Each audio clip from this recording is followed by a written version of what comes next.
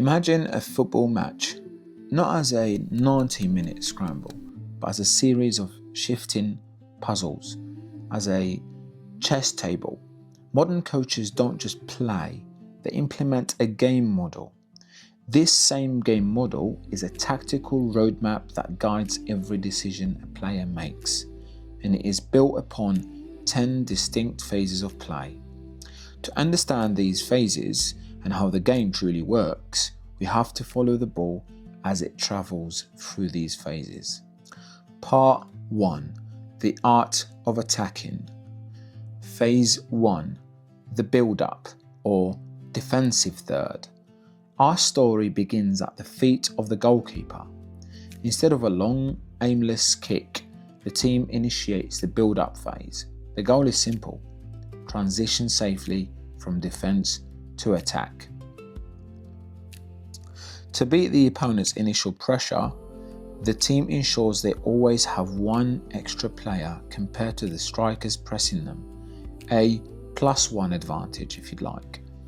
Using short, high-tempo passes, they probe for a vertical line to break into the midfield. Phase 2. Progression, and this happens in the middle third. Once the ball crosses the halfway line, we enter the progression phase. Now the team faces a mid-block, a wall of midfielders. To break through, players might use positional rotations to swap spots and confuse defenders. They might create triangles in wide areas to outnumber a fullback, or use wide players to stretch the defence laterally, opening gaps in the centre. Phase 3. Creation and finishing, which happens in the final third. Now, if anything, this is probably the most important phase, because if you don't master this, you've got no chance of winning games because you're not going to be scoring. Now, the ball is now in a danger zone. This is the creation or finishing phase.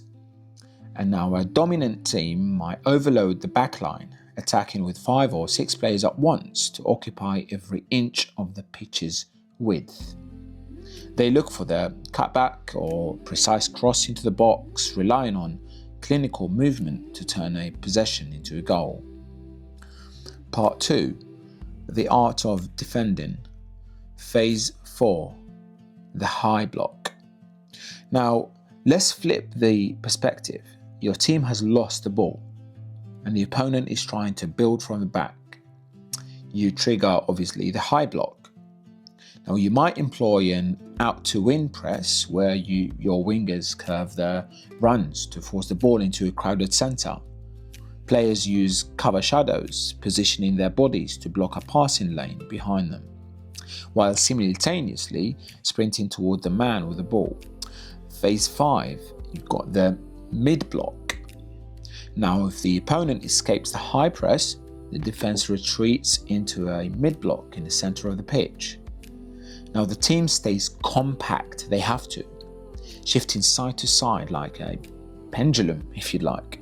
They often use the sideline as extra defender, funneling the opponent toward the touchline where there is nowhere left to run. Phase 6, the low block. Now, when pinned back near your own goal, you enter the low block. This is the emergency line. This is the realm of emergency defending. Now, distances between players become very, very tiny, leaving no room for the opposition to pass between the lines or even shoot if they want to. It's about goal line clearances, desperate blocks, and absolute discipline. Part 3, the chaos of transition. Phase 7, defensive transition. Possession is fluid. The moment you lose the ball, you're in defensive transition, a 5 to 8 second window of pure reaction.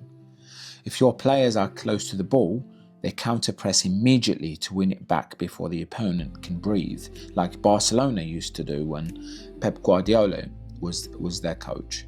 If the team is unbalanced, they delay the ball carrier and sprint back into their defensive shape. Phase 8, attacking transition.